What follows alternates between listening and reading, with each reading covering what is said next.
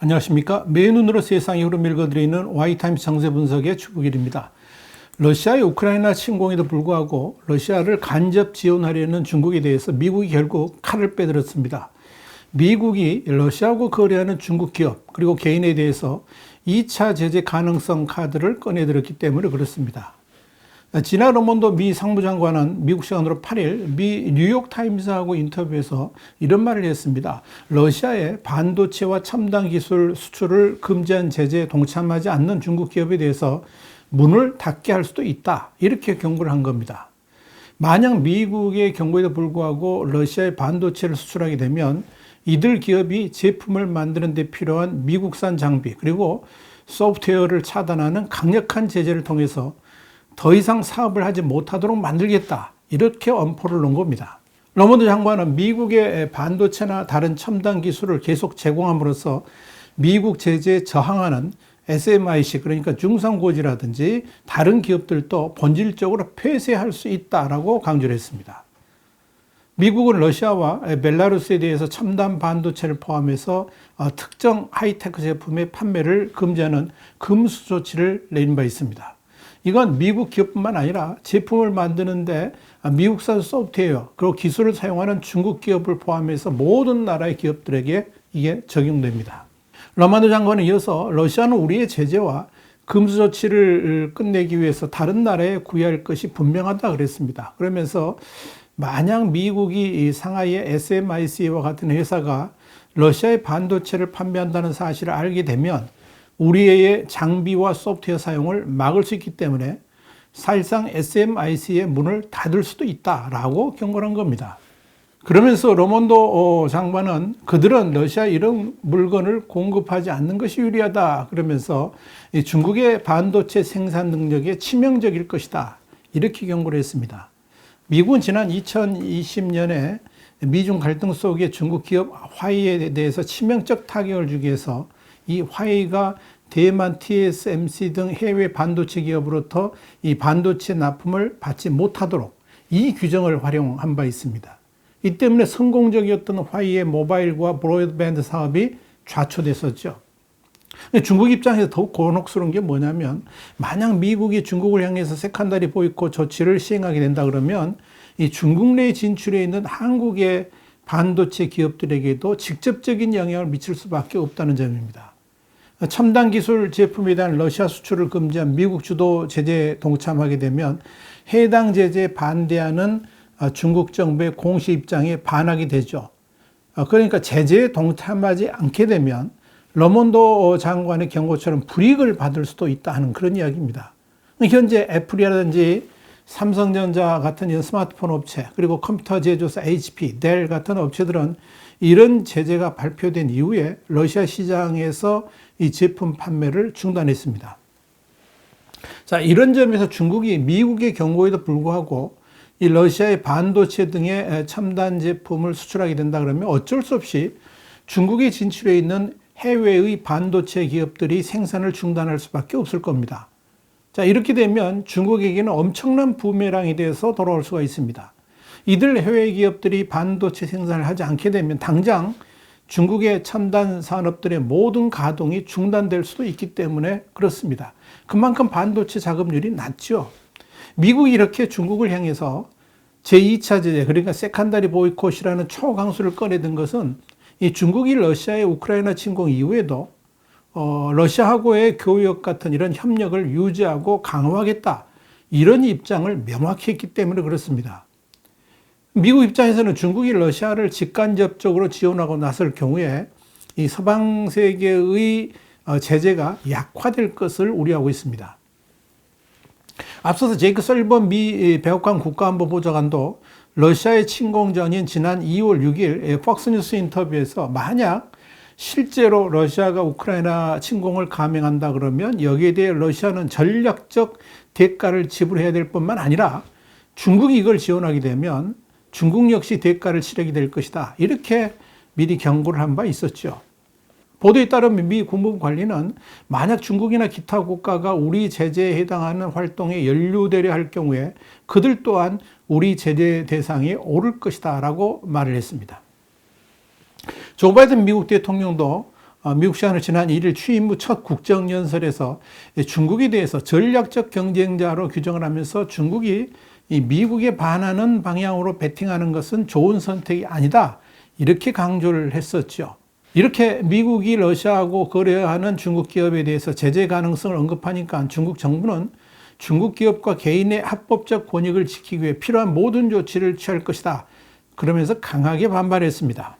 자, 오리젠 중국 외교부 대변인은 9일 정례 브리핑에서 미국은 우크라이나 문제와 러시아와의 관계를 처리하면서 중국의 우려를 엄정하고 진지하게 다뤄야 하고 어떤 방식으로든 중국의 권익을 해쳐서는 안 된다, 그러면서 중국 기업과 개인의 합법적 권익을 지키기 위해서 필요한 모든 조처를 할 것이다, 이렇게 경고를 했습니다. 자, 오리젠 대변인은 이어서 제재는 근본적으로 효과적인 방법이 아니다, 그러면서 중국은 독자 제재와 확대 관할, 그러니까 일국의 법률 적용 범위를 나라 밖까지 확대하는 것, 이것에 대해서 결연히 반대한다, 이렇게 강조를 했습니다. 현재 중국의 입장은 서방 세계의 제재로 경제적 어려움에 처한 러시아를 가능한 방법을 모두 동원해 가지고 지원하겠다, 이런 거죠. 이런 중국의 방침을 유지하는 것은 시진핑 주석의 결정 때문입니다. 일본의 요미우리 신문은 시진핑 주석이 러시아의 우크라이나 침공에 대한 태도 표명을 유보하면서도 미국과 유럽의 제재하고 관련돼서는 러시아를 지원하도록 지시한 것으로 27일 파악됐다, 이렇게 중국 베이징발로 28일 보도를 한 바 있습니다. 러시아 경제는 지금 그야말로 빈사 상태에 빠져 있죠. 특히 미국과 영국이 이 러시아산 에너지의 수입을 금지하기로 결정을 하면서 이 에너지 의존도가 높은 러시아 경제가 국가 부도, 그러니까 디폴트 직전에 몰려 있는 상황입니다. 이런 가운데 러시아 입장에서는 중국이 서방 진영의 제재를 회피하는 최적의 우회 통로가 될 수 있다고 보고 있습니다. 그런데 그런 움직임에 대해서 미국이 강력한 제동을 걸고 나서니까 중국이 발끈하면서 대들고 있는 겁니다. 이렇게 러시아의 우크라이나 침공 사태가 미중 갈등으로 확대될 조짐을 보이고 있는 겁니다. 중국은 러시아의 우크라이나 침공으로 인해서 중국은 러시아 편이라는 딱지가 붙은 상황에서 러시아를 통해서 최대한 이익을 얻어보려고 하고 있습니다. 특히 이 국제사회의 제재로 러시아 에너지 기업들의 주가가 폭락을 했지 않습니까? 이런 가운데 중국이 러시아의 주요 에너지 기업들의 지분 매입을 검토하고 있다, 이런 보도도 나왔습니다. 쌀 때 사자, 이런 거죠. 지분 매입을 통해서 러시아를 측면 지원하면서도 또 제재를 틈타서 에너지를 안정적으로 확보하려고 하는 계산이 깔린 것으로 보입니다. 8일 블룸버그 통신은 중국이 국유 기업인 중국 석유, 그리고 페트로차이나, 그리고 중국 석화, 시노펙이라고 그러죠. 또 중국 알루미늄 공사, 차이나알코라 그럽니다. 이런 회사들과 함께 이 러시아 에너지 기업의 지분을 매입하는 방안을 검토하고 있다 그랬습니다. 그러면서 세계 최대 가스 기업인 러시아 국영 가스프롬, 세계 2위 알루미늄 생산업체인 루살 등이 매입 대상으로 거론되고 있다라고 보도를 했습니다. 블룸버그 통신에 의하면 이 중국의 에너지 기업들은 이미 러시아에 상당 규모의 투자를 한 상태라고 합니다. 중국 석유는 북극해 야말 반도에서 액화 천연가스, 그러니까 LNG를 개발하는 야말 LNG의 지분 20%를 갖고 있습니다. 또 중국 국유 기업인 화신에너지도 러시아 국영 석유 회사인 로스네프트 지분을 약 15% 정도 보유하고 있습니다. 중국은 러시아에 대한 서방 세계의 제재를 러시아 기업이 인수를 하는 아주 좋은 기회라고 생각을 해서 러시아의 에너지 기업의 지분 매입을 통해서 러시아산 원유, 그리고 천연가스 등을 안정적으로 확보하려고 하는 겁니다. 그러면서 러시아도 돕겠다 하는 거죠. 중국은 과거에도 서방의 제재로 판로가 줄어든 러시아산 원유 등을 낮은 가격에 도입한 선례가 있습니다.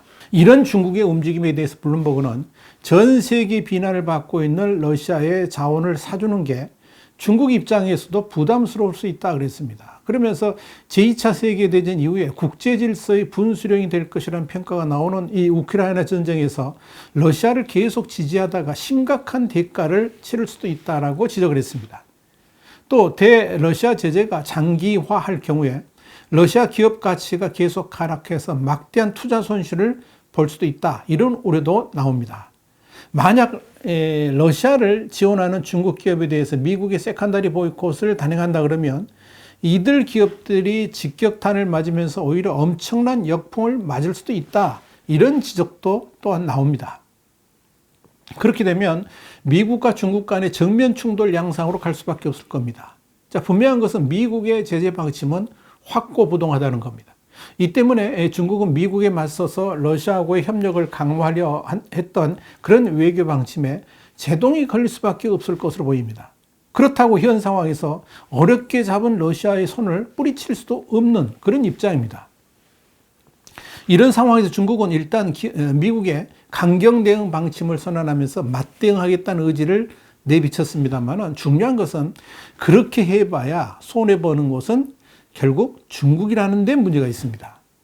물론 중국에서는 지금 양회, 그러니까 전국인민대표대회하고 전국인민정치협상회의를 양회라 그러죠. 이 양회가 진행되는 와중에 있기 때문에 이 중국 내의 청중을 의식해서 일부러 더 강경하게 대응하는 측면도 있을 겁니다만은 그 속내는 그리 편치 않아 보입니다. 지난 7일 중국의 왕이 외교 담당 국무위원 겸 외교부장은 연례 기자회견에서 미국을 강도 높게 비판하고 러시아에 대해서는 변함없는 협력을 약속했습니다.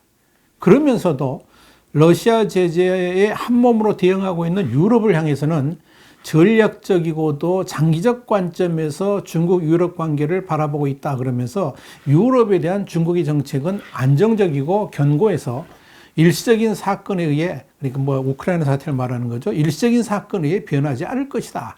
이렇게 말을 했습니다.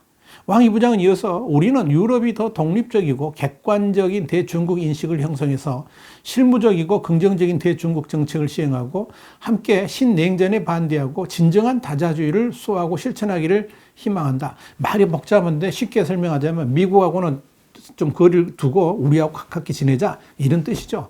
이건 지금 중국 외교의 딜레마를 한눈에 보여줍니다. 일단 러시아는 강하게 붙들고 싶고 그러면서도 미국과 한몸이 되어서 러시아를 같이 제재하고 있는 유럽 사회는 잃고 싶지 않은 그런 속내를 그대로 드러냈다는 겁니다. 지금 중국 입장에서는 오직 미국만 적대국으로 삼겠다는 건데 문제는 그 미국과 유럽이 완전히 연대를 해가지고 러시아를 압박하고 있다는 것이 이 중국 입장에서는 곤혹스러운 대목입니다. 자, 이런 상황에 중국은 어떤 선택을 할까요? 화웨이, SMIC, 센스타임, DJI 같은 많은 중국의 기술 기업은 이미 미국의 기술 제재 표적이 됐습니다. 그때마다 중국은 미국의 제재를 강력히 성토하고 모든 필요한 조치로 반격하겠다라고 공언을 한 바 있습니다. 그러나 그런 중국의 큰 소리도 불구하고 실질적으로 의미 있는 대미 반격 조치가 나온 적은 한 번도 없었습니다. 그렇기 때문에 중국의 이 반격 발언은 실질적인 의미가 퇴색된 내부 청중을 향한 수사로 전락했다. 이런 평가까지 나오고 있는 겁니다. 물론 중국 또한 미국의 그런 제재에 맞대응을 하기 위한 준비는 해놓고 있습니다. 지난해 6월에 도입한 반외국 제재법이 바로 그겁니다. 이 부당한 제재에 대항해서 중국 정부가 직접적 간접적으로 해당 조치 결정이라든지 실시에 참여한 외국의 개인과 조직을 이 보복 명단, 그러니까 블랙리스트에 올려가지고 중국 입국 제한 또는 중국 내 자산 동결, 중국 기업 개인과 거래 금지 이런 각종 제재를 가할 수 있다. 이런 내용이 핵심이죠. 자, 문제는 중국이 이 반외국 제재법으로 대미 제재에 나선다 그러면 오히려 글로벌 기업들이 탈중국을 할 수 있는 명분을 제공해 준다는 점에서 이 카드 또한 들이밀기가 쉽지만은 않을 겁니다. 이 중국 산업에도 너무 큰 상처를 주고 가뜩이나 악화된 미국과의 관계를 더 깊은 수렁으로 몰고 갈 수 있기 때문에 그렇습니다. 여기에 중국의 고민이 있는 겁니다. 앞으로도 우리 와이타임스 계속 지켜보겠습니다. 와이타임스 정세분석이었습니다. 다음 시간에 다시 뵙겠습니다. 감사합니다.